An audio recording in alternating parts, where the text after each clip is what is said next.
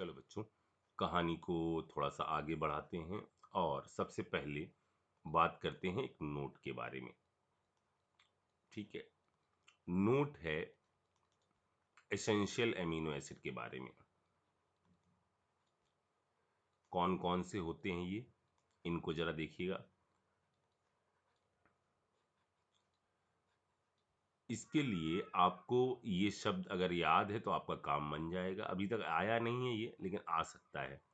TT hall में VIP। ठीक है, इधर मैं कुछ TW लिख देता हूं, यहां AG लिख देता हूं। ठीक है, ये पहला वाला कौन सा है? पहला वाला है आपका टायरोसिन। सॉरी, टायरोसिन अपन इसको कह देते हैं ना, टायरोसिन 309। सॉरी, ये आपका क्या है? 309। ये जहां हमने W लगाया था, ट्रेप्टोफैन, ये आपका क्या है? हिस्टिडीन। ये आपका दो के बाद जहां पर हम लोगों ने ग्वानाडीन डेरिवेटिव लिखा था, ये वो वाला है। ठीक है, ये आपका क्या है? ल्यूसाइन है। ठीक है, ये आपका लाइसाइन है।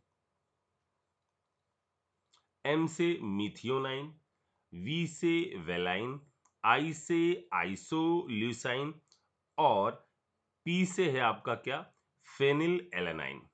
ठीक है, तो ये एमिनो एसिड 1 2 3 4 5 6 7 8 9 10, ये 10 आपका एसेंशियल एमिनो एसिड है। ठीक है, अच्छा, अब मैं कहानी को आगे बढ़ाता हूं। जैसे मैंने आपसे कहा था कि हम लोग निकालना सीखेंगे कि भाई आइसो इलेक्ट्रिक पॉइंट जो है, वो आइसो इलेक्ट्रिक पॉइंट की अपन वैल्यू कैसे निकालें। ठीक है, तो आइसो इलेक्ट्रिक पॉइंट वो पॉइंट होता है जहां पर एमिनो एसिड या ज्विटर आयन का मूवमेंट किसी भी डायरेक्शन में नहीं होता। ठीक है ना, ना वो एनोड की तरफ जाता है, ना वो कैथोड की तरफ जाता है। तो ऐसे पॉइंट को अपन क्या कहते हैं? आइसोइलेक्ट्रिक पॉइंट कहते हैं। ठीक है, शॉर्ट फॉर्म में नोटेशन किसका है? PHI का है। आइसोइलेक्ट्रिक पॉइंट पर जिटर आयन की कॉन्सेंट्रेशन कैसी होती है? मैक्सिमम। और अगर कोई भी कॉन्जुगेट एसिड या बेस है, कॉन्जुगेट एसिड या कॉन्जुगेट बेस है, तो उसका कॉन्सेंट्रेशन कैसा होगा? सेम होगा। मतलब ज्यादा से ज्यादा किसमें एग्जिस्ट करेगा? ज्विटर आयन में। अगर बहुत थोड़ा कॉन्जुगेट एसिड है भी, तो उसका कॉन्सेंट्रेशन कॉन्जुगेट बेस के बराबर होगा। ठीक है, चलिए जरा बात करते हैं। ज्विटर आयन को हम DI से भी रिप्रेजेंट कर सकते हैं। DI बोले तो डाई आयन। ठीक, जैसे मान लो हमारे पास कुछ ऐसा है, पहले तो मैं इसको हटाऊं। जैसे मान लो हमारे पास ऐसा है कुछ COOH। ठीक है, NH3 पॉजिटिव, यहां अपन ने R लगा दिया, यहां H लगा दिया। ठीक है, यहां से एक H आपका निकला, एक H यहां से निकला, और फॉर्मेशन किस चीज का हो गया? इस चीज का फॉर्मेशन हो गया। इधर H, इधर R, इधर NH3 positive, COO minus, plus हो गया आपका H प्लस। इसका मान लीजिए हमने Ka, इसका जो डिसोसिएशन कांस्टेंट है उसको हमने Ka1 मान लिया। ठीक, अच्छा, ये फर्दर टूटा। अभी देखो हम यहां क्या करना चाह रहे हैं। जैसे ये एक बार डिसोशिएट हुआ, यहां पर ये क्या बन गया? इसको हम क्या कह रहे हैं? इसको हम कह रहे हैं डाई आयन। ठीक है, यहां पर ये कैसे बिहेव कर रहा है? एसिड की तरह। तो इस डाई आयन का ये है कॉन्जुगेट एसिड। ठीक है, अब डाई आयन को भी फर्दर तोड़ते हैं, क्योंकि अभी इस पर निगेटिव है, एक और H यहां से बाहर निकला। बहुत आसान है, एक सेकंड रुक जाओ, एक शब्द बोलेंगे अपने आप काम बन जाएगा। पहले देखो, यहाँ H, यहाँ R, यहाँ है NH3 पॉजिटिव, COO माइनस, अगला डिसोसिएशन हुआ Ka2, ठीक है। यहां पर हमारा जो अब बन गया वो क्या बन गया, ये ऐसे H R NH2 COO minus और H प्लस, ये इस डाई एनायन का यहां से इस चीज ने क्या किया, एक H निकाल दिया, ठीक है। यानी इसको हम क्या कह देंगे, इसका कॉन्जुगेट बेस, ये H प्लस लेकर इसको बना देगा, ठीक है ना। तो इसको हमने क्या कहा है, डाई आयन, ये है कॉन्जुगेट एसिड, ये है आपका कॉन्जुगेट बेस। डाई एनायन का ये कॉन्जुगेट एसिड है, डाई एनायन का ये कॉन्जुगेट बेस है, ठीक है। अच्छा, अगर हम ऊपर वाले में Ka1 लिखना चाहें तो क्या लिख सकते हैं, इसको लिख सकते हैं डाई आयन। हमें क्या चीज निकालनी है, हमको निकालना है H प्लस का कॉन्सेंट्रेशन, जिससे हम pH बता सकें आइसोइलेक्ट्रिक पॉइंट का, ठीक है। अभी बताते हैं कैसे सोचना है। यहां आया H प्लस अपॉन, यहां आया कॉन्जुगेट एसिड, ठीक है। इसके आया Ka2 conjugate base, H plus का कॉन्सेंट्रेशन यहां लिख देते हैं अपॉन डाई आयन यहां लिख देते हैं, ठीक है। अच्छा, एट आइसो इलेक्ट्रिक पॉइंट क्या है, मैक्सिमम कॉन्सेंट्रेशन डाई आयन का है, और अगर कोई भी कॉन्जुगेट एसिड या बेस है तो उनका अमाउंट कैसा है, बराबर है। तो यहां से कॉन्जुगेट एसिड निकाल लो। कॉन्जुगेट एसिड कितना आ गया, ये आ गया डाई आयन H प्लस का कॉन्सेंट्रेशन अपॉन Ka1, ये वैल्यू आ गई, ठीक है। नीचे से क्या चीज आ गई, यहां से आ गया कॉन्जुगेट बेस का कॉन्सेंट्रेशन बराबर डाई आयन Ka2, यहां बार बार डब्बा क्यों लगा दे रहे हैं, Ka2, ठीक है, di ion Ka2 upon H plus का कॉन्सेंट्रेशन, ठीक है। एट आइसो इलेक्ट्रिक पॉइंट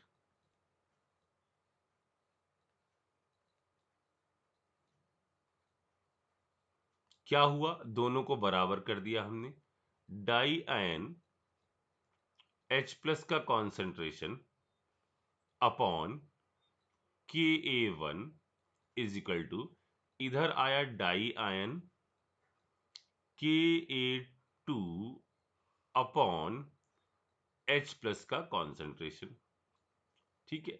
ये तो कट गया, यानी H प्लस के कॉन्सेंट्रेशन का स्क्वायर बराबर क्या आ गया, Ka1 इंटू Ka2, ठीक है। यहां हम H प्लस बराबर क्या हो जाएगा, H प्लस का स्क्वायर, तो ये बराबर हो जाएगा root of K1 into K2, ठीक है। यानी इसकी पावर हाफ हो जाएगी, यानी यदि हम माइनस लॉग ले लें तो हाफ बाहर आ जाएगा, और लॉग Ka1 इंटू Ka2 को हम लॉग K1 प्लस K2 लिख देंगे।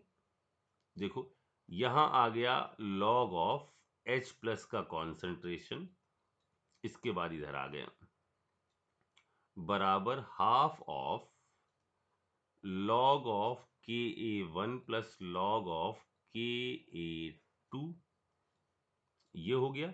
माइनस लगा देते हैं तो माइनस माइनस, यहां पर भी माइनस, सब में माइनस से मल्टीप्लाई कर दिया हमने, तो PH बराबर PKa1 प्लस PKa2 बाई 2।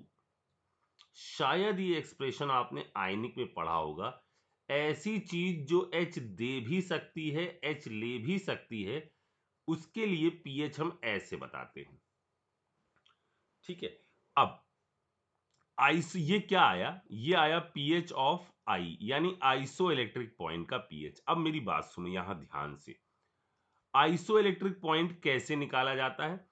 इसके अंदर हमको pKa 1 और 2 लेना है, लेकिन ये 1 और 2 कौन से लेने हैं? देखो, डाई आयन जहां बन रहा है उससे पहले का Ka लेना है। डाई आयन कैसे पहचानोगे? जहां नेट चार्ज कैसा हो, नेट चार्ज 0 हो, वो डाई आयन है। तो डाई आयन के बनने से पहले वाला Ka लेना है, और डाई आयन जब ब्रेक कर रहा है उसके बाद का Ka लेना है। दोनों को जोड़ दीजिए, डिवाइड बाई 2 कर दीजिए, आइसोइलेक्ट्रिक पॉइंट की वैल्यू आ जाएगी। ठीक है, देखो,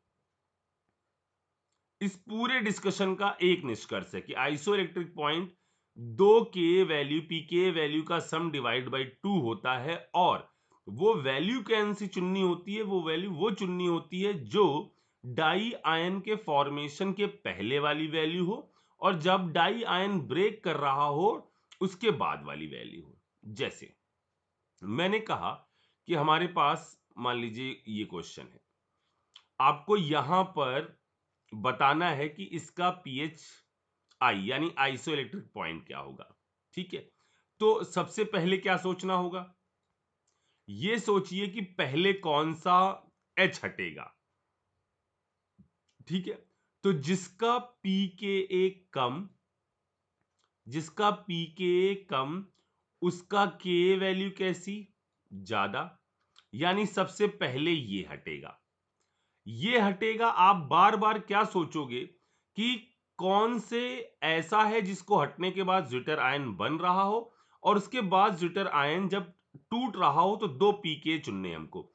तो यदि ये हटाया, हमने ये हटाया, तो इस पर निगेटिव आ जाएगा, इस पर निगेटिव आ जाएगा तो नेट चार्ज 0 हो जाएगा। यानी एक तो हमको ये चुनना है, क्योंकि इसके हटते ही ज्विटर आयन बन रहा है, न्यूट्रल हो जा रहा है, निगेटिव और पॉजिटिव, तो एक ये चुनना है।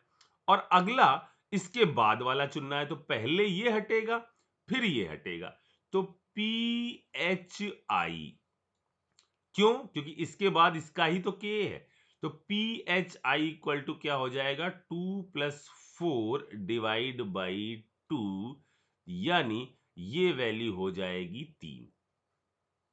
फिर से सुनो मेरी बात, मैं क्या कह रहा हूं, आपको ऐसी पीके वैल्यू चुननी है जिसको हटाने के बाद ज्विटर आयन बन रहा हो। ऐसा नहीं कि पहले ही चुननी है या दूसरी चुननी है, तीसरी कौन सी चुननी है? वो वाली चुननी है जिसके हटने के बाद, पहले तो ये चुनो कि इन सब में हटेगा कौन सा। तो जिसका पीके कम है उसका के वैल्यू ज्यादा है, तो पहले ये हटेगा, देन ये हटेगा, देन ये हटेगा। आप तो उन 3 में से 2 ऐसी वैल्यू चुनो, एक ज्विटर आयन के बनने वाली और एक ज्विटर आयन को ब्रेक करने वाली। तो एक यदि चुन ली तो जिसमें ज्विटर आयन बन रहा हो, और एक उसकी नेक्स्ट चुन लो तो एक में बन रहा होगा, अगले में टूट रहा होगा। तो यहां देखो, ये चुना हमने, H+ हटा, यहां निगेटिव चार्ज आया, ज्विटर बन गया, तो एक ये वैल्यू आई। इसके जस्ट आगे वाली वैल्यू ये है, तो यानी ये अगला टूटेगा, तो इधर ज्विटर बना और इधर ज्विटर ब्रेक किया, तो इन दोनों वैल्यू का सम डिवाइड बाई 2।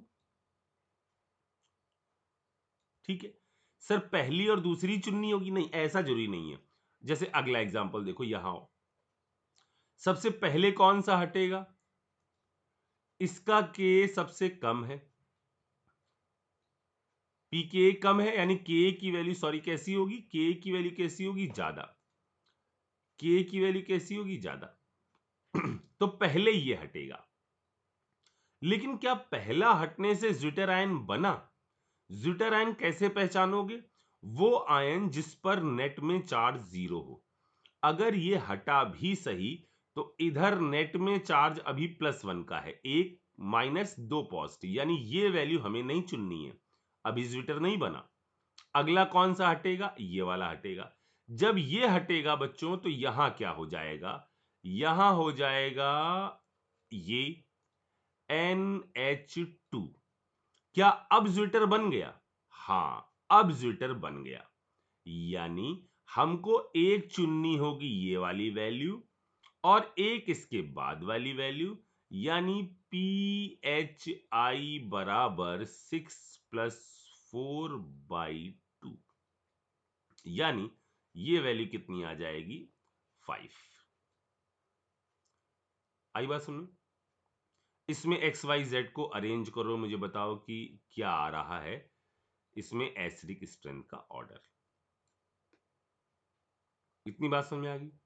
अच्छा, अब मैं आगे बढ़ता हूं और बात करता हूं पेप्टाइड बॉन्ड की। ठीक है,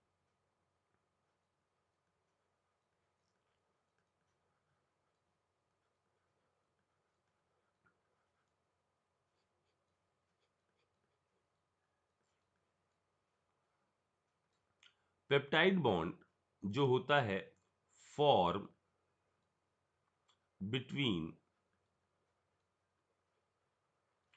टू एमिनो एसिड।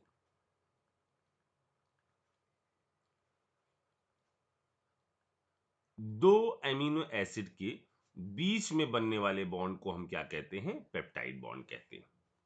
ठीक है, अच्छा, जैसे जैसे हमने दो एमिनो एसिड ले लिए, मान लीजिए हमने लिया, एक ले लिया ये वाला NH2 CH2 C double bond O OH। ठीक है, ये कौन वाला है? ग्लाइसाइन। ऐसा एमिनो एसिड जो कैसा है? ऑप्टिकली इनएक्टिव है। एक ये ले लिया। ठीक है, एक मैंने मान लो ले लिया NH2 CH3 C double bond OH वाला। ठीक है, कौन सा है? जो बेसिक बिल्डिंग ब्लॉक था, एलानाइन वाला। ठीक है, अच्छा, ये दोनों यदि कंबाइन हो जाएं, अब सर कैसे कंबाइन होंगे? दोनों के बीच में जो पेप्टाइड बॉन्ड है वो ऐसे बनेगा, इसके पास लोन पेयर है। ठीक है, इसके पास लोन पेयर है अटैक, ऊपर नीचे और बाहर। यहां से H निकला, यहां से OH निकला, माइनस ऑफ H2O। कितना वेट लॉस हुआ? 18 ग्राम के बराबर। और हमारे पास बन गया ये compound NH2 CH2 C double bond O NH CH CH3 C double bond OH। ठीक है, अच्छा, यहां पर ये जो बॉन्ड है, ये वाला जो बॉन्ड है, इसको हम कहते हैं क्या? Peptide bond. जो एमाइड लिंकेज है ना, जब ये एमाइड लिंकेज एमिनो एसिड के बीच में बनती है तो इसको हम बोलते हैं क्या? Peptide bond. ठीक है, अच्छा, इस जगह पर यदि आप बात करो तो इसको, जैसे नंबर ऑफ पेप्टाइड लिंकेज यहां कितनी है? पहली बात, नंबर ऑफ पेप्टाइड लिंक कितनी है? ये एक पेप्टाइड है, लेकिन जब भी दो एमिनो एसिड से मिलकर एक पेप्टाइड बनती है तो इसको हम बोलते हैं डाइपेप्टाइड। 3 एमिनो एसिड से ट्राइपेप्टाइड, 4 एमिनो एसिड से टेट्रापेप्टाइड। ठीक है, नंबर ऑफ फंक्शनल ग्रुप कितने हैं यहां पर? नंबर ऑफ फंक्शनल ग्रुप कितने हैं? तो यहां पर 3 फंक्शनल ग्रुप हैं। एक एमीन वाला ग्रुप है, एक आपका COH वाला ग्रुप है और एक आपका ये जो एमाइड वाला बॉन्ड आ गया है, ये है। ठीक है, अच्छा, इसको शॉर्ट फॉर्म में कैसे लिखेंगे? ये है ग्लाइसिन, ये है हमारा एलानाइन, ठीक है। तो जब भी आप लिखोगे ऐसा कोई अमीनो एसिड डाइपेप्टाइड आ गया ना, तो उसके अंदर जो नाम लिखा जाता है वो नाम लिखा जाता है सबसे पहले। आईयूपीएससी का रिकमेंडेशन है कि पहले जहां पर फ्री NH2 टर्मिनल है उसका नाम लिखेंगे हम, और इसके अंत में आएगा YL, ठीक है। और उसके बाद जहां पर फ्री COH टर्मिनल है उसका नाम लिखा जाएगा, और इसके अंत में जो भी नाम है INE यही आएगा। यानी इसका नाम क्या हो जाएगा? इसका नाम हो जाएगा ग्लाइसिल एलानाइन।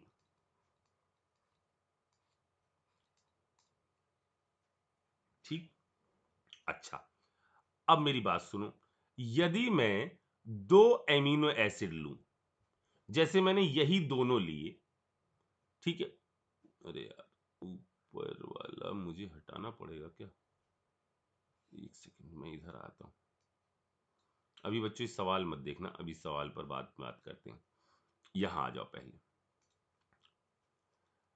अब मैं बात कर रहा हूं, जैसे हमने यही दोनों लिए थे, हमने लिया आपका, या मैं ऐसे लिख देता हूं इसको, एमिनो एसिड, ठीक है। और यहां मैं लिखता हूं डाइपेप्टाइड, यहां लिखता हूं ट्राइपेप्टाइड, और यहां मैं लिखता हूं पॉलीपेप्टाइड।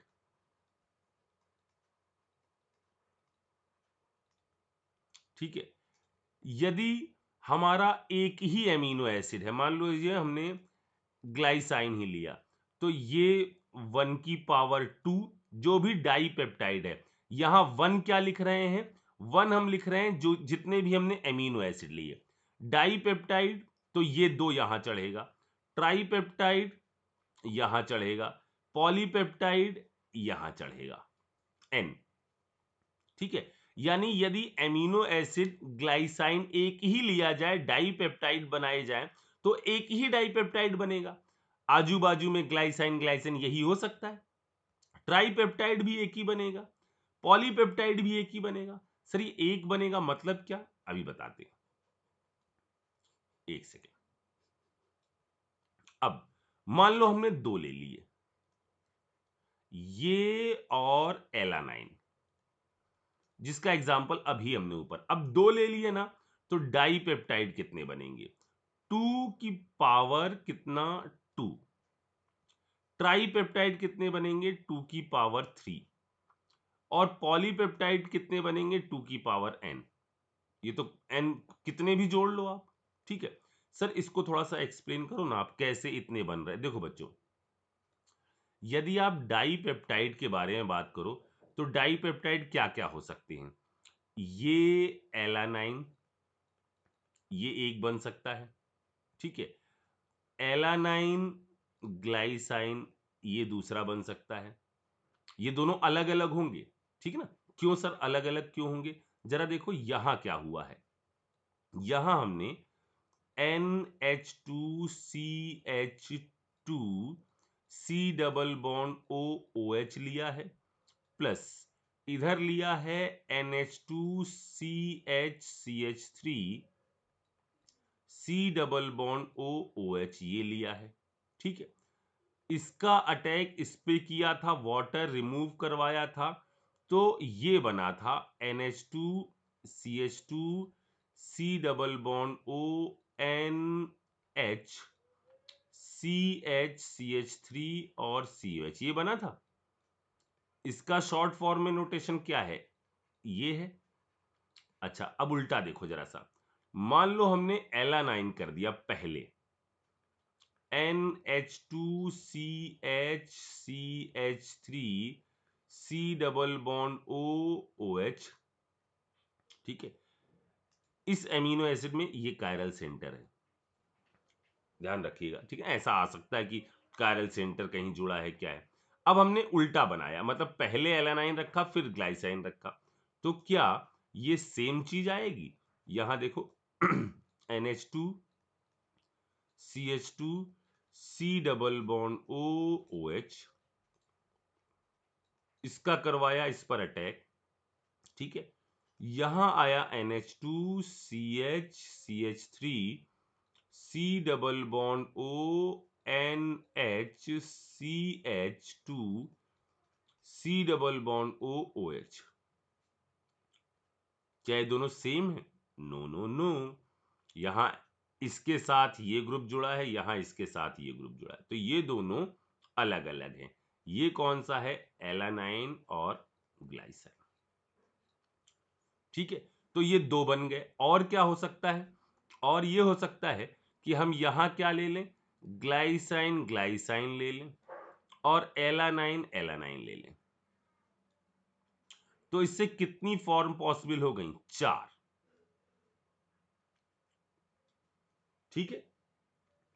अगर कहीं ये कह दिया जाए कि रिपीटिशन अलाउड नहीं है, आपने 2 एमिनो एसिड लिए हैं और रिपीटिशन अलाउड नहीं है, मतलब ग्लाइसाइन एलानाइन एलानाइन ग्लाइसाइन यही बनाने हैं, ग्लाइसाइन ग्लाइसाइन नहीं लेना है, एलानाइन एलानाइन ये नहीं लेना है, किसी ने बोल दिया स्पेशली, ये तो क्या है? टोटल एमिनो एसिड है, टोटल जो डाइपेप्टाइड्स हैं जो बन रहे हैं, ठीक है। किसी ने कह दिया रिपीटिशन अलाउड नहीं है, तो हम क्या करेंगे? हम बोल देंगे ए फैक्टोरियल। ए क्या है?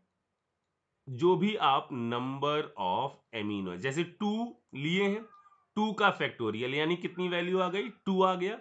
अगर रिपीटिशन अलाउड नहीं है तो 2 ही वैल्यू आ जाएगी, ठीक है ना। तो अगर रिपीटिशन अलाउड नहीं स्पेशली किसी ने बोला तो वो फैक्टोरियल ए कर दीजिएगा। ए है नंबर ऑफ एमिनो एसिड।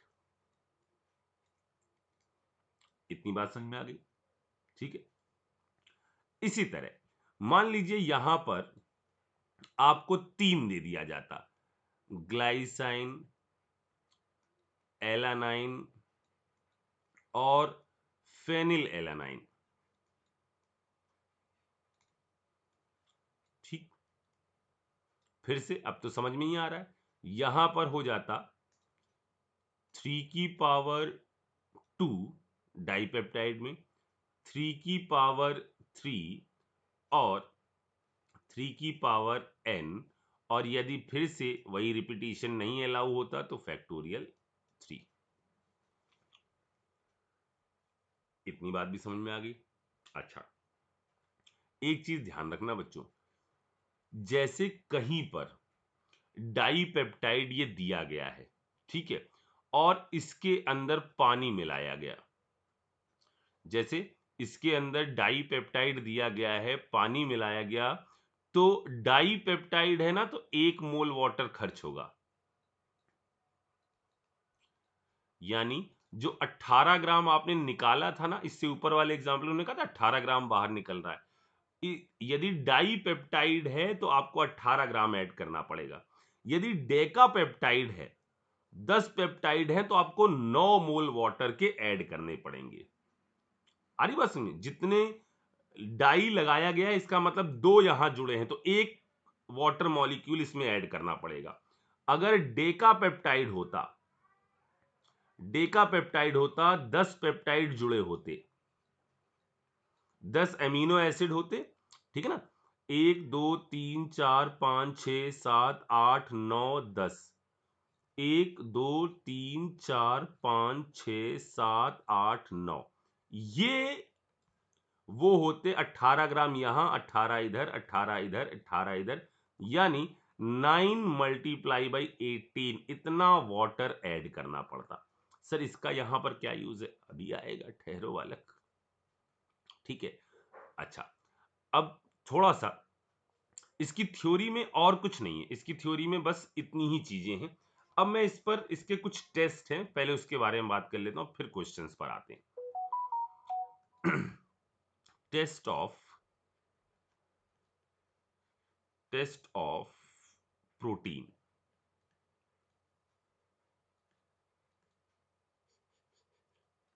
ठीक है, जैसे कार्बोहाइड्रेट में थे ना, वैसे ही कुछ इसके अंदर भी हैं, याद करने वाले हैं, नोट कहीं पर भी मैचिंग में फंसा देंगे आपको।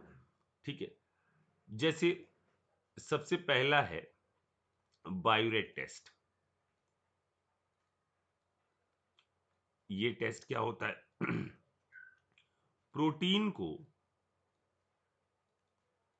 जब आप कॉपर 2 सॉल्ट के साथ रिएक्ट कराते हो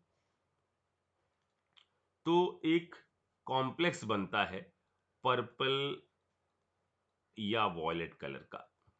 क्या बनता है वो फिलहाल के लिए जरूरी नहीं है, ठीक है ना, क्योंकि ये सब है नहीं, लेकिन वो मेंस वाले कुछ तो भी पूछ लेते हैं।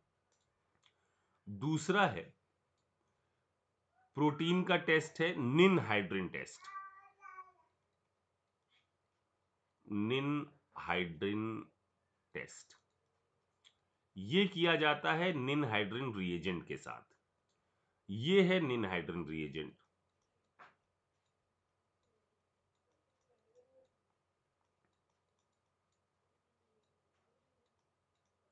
एक ही कार्बन पर 2 OH हैं, लेकिन फिर भी ये रिमूव नहीं हो रहे हैं क्योंकि यहां पर होती है इंट्रामॉलिक्यूलर हाइड्रोजन बॉन्डिंग इससे और इससे। तो ये निन हाइड्रोजन रिएजेंट जब प्रोटीन के साथ रिएक्शन करता है तो इससे पर्पल या ब्लू कलर का कॉम्प्लेक्स बनाता है।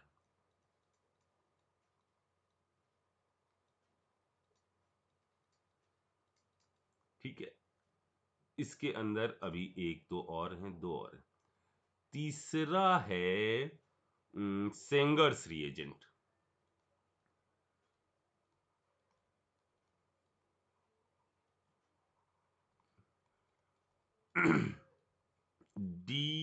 DNFB बोलते हैं इसको, डाई नाइट्रोफ्लोरोबेंजीन।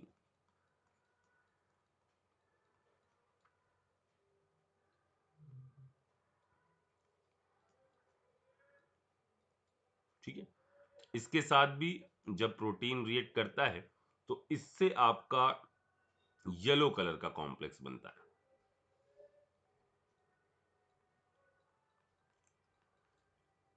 और लास्ट है जेंटोप्रोटिक टेस्ट।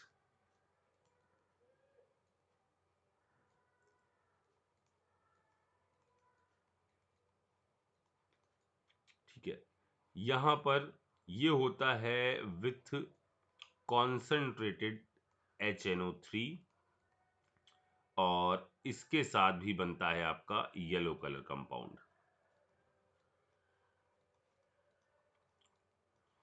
ठीक है, अब फिर से आते हैं अपने ओरिजिनल लॉजिक पर।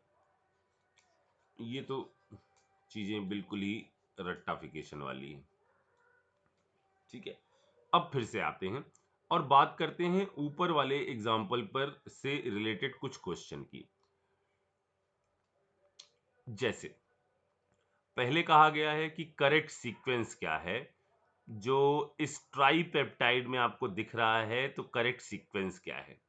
सीक्वेंस पता करना है तो आप अलग अलग कर दो, ट्राइपेप्टाइड तोड़ दो और एमिनो एसिड बनाओ और बताओ क्या सीक्वेंस आ रहा। ठीक है बच्चों, अगला जरा देखो, ये सवाल देखो, आपसे यहां कहा जा रहा है, मैं इसको लिखूं कहां, कि ट्राइपेप्टाइड है जिसके अंदर सी, टेट्रापेप्टाइड है जिसके अंदर COOH ग्रुप जो है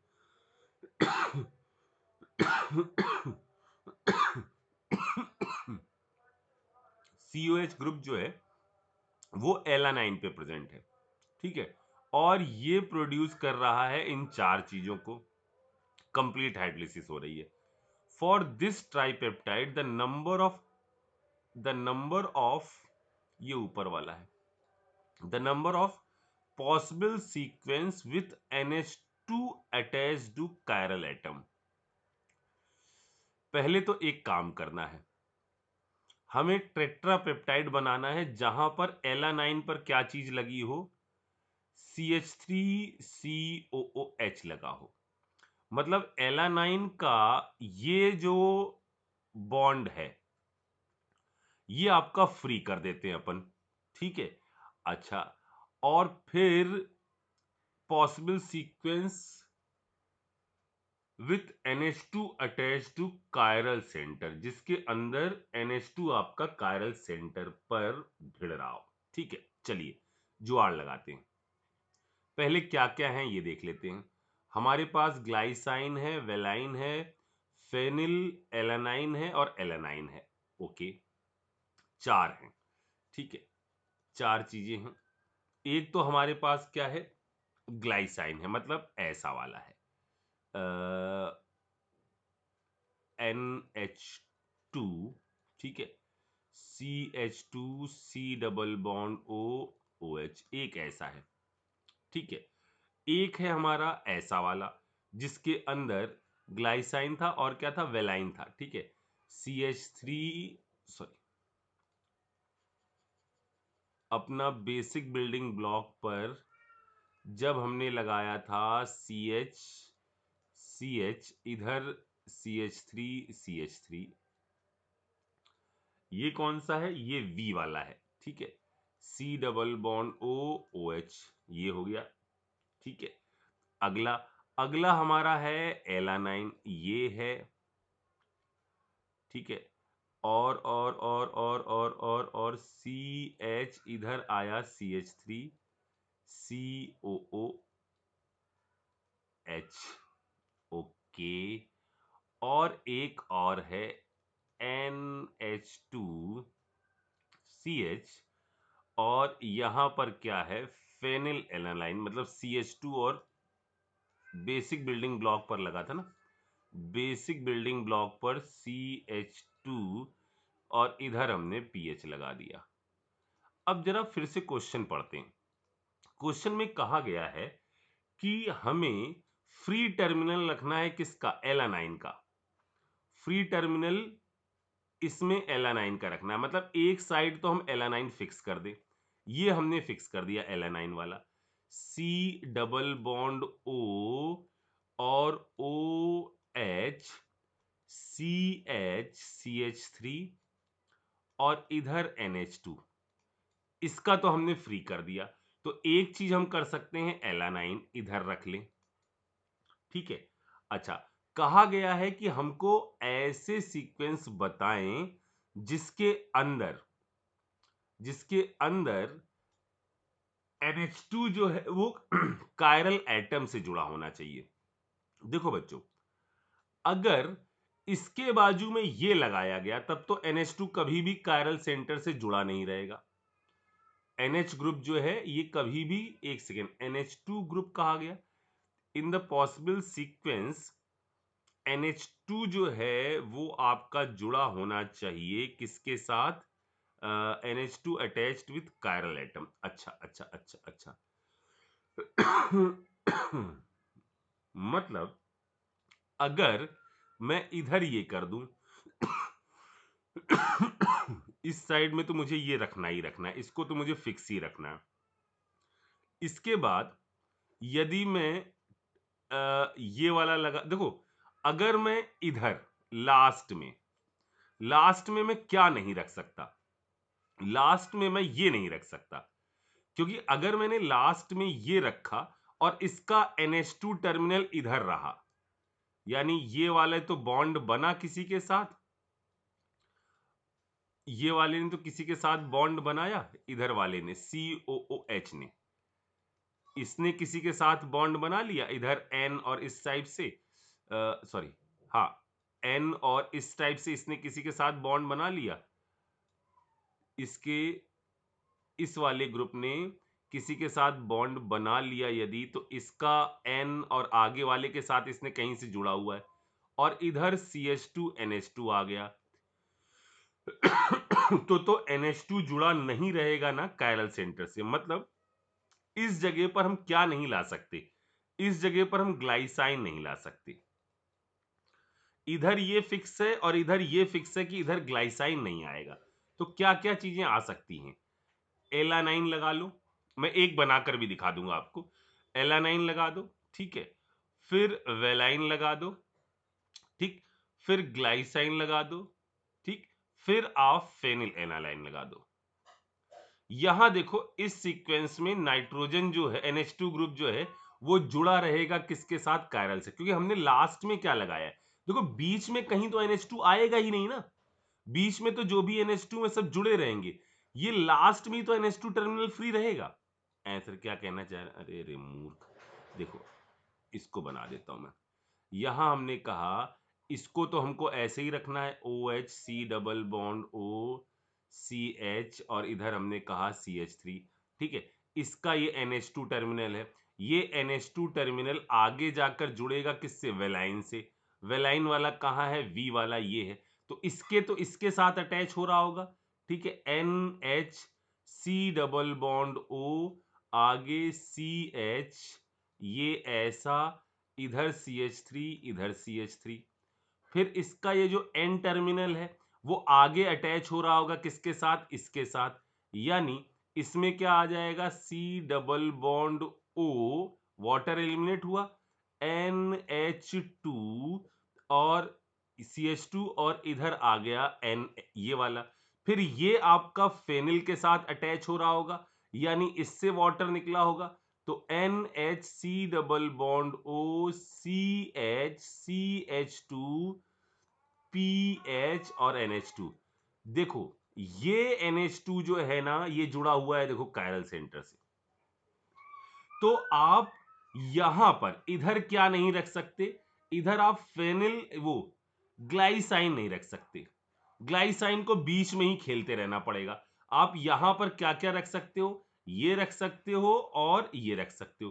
तो पॉसिबल सीक्वेंस देखो, एक ये हो सकता है, अच्छा एलानाइन, अगर मैंने यहां ग्लाइसाइन पलट दिया, वेलाइन और फेनिल एलानाइन एक ये बना दिया, ठीक है। अच्छा अब हम क्या करते हैं, इस वाले टर्मिनल पर ले आते हैं एलानाइन, और यहां पर फेनिल वाला, ठीक है, यहां पर ग्लाइसाइन वाला, और यहां पर वेलाइन वाला, ठीक।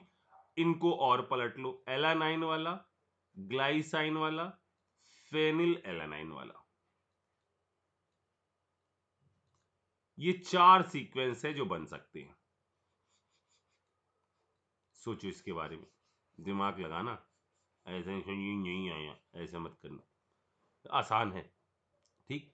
इसके बाद आपको लगाने हैं, बिल्कुल ऐसा ही सवाल ये वाला है, और जो हम अभी तक एग्जाम्पल बोल रहे थे ना कि बच्चों वो डेकापेप्टाइड है, हाइड्रोलिसिस हो रही है, तो वो ये वाला सवाल इस टाइप का कि डेकापेप्टाइड है, ठीक है, और इसके अंदर कंप्लीट हाइड्रोलिसिस करी जा रही है, तो कितना वाटर वाटर ये सारा आप देखो, और इसमें बताना है आपको कि कितने आपके नंबर ऑफ ग्लाइसाइन यूनिट जो है प्रेजेंट होंगी। तीनों एडवांस के सवाल हैं, आराम से जरा इसको चेक करिए, ठीक है। ऊपर वाला मेंस का सवाल है, निपटाओ जल्दी से, ठीक है।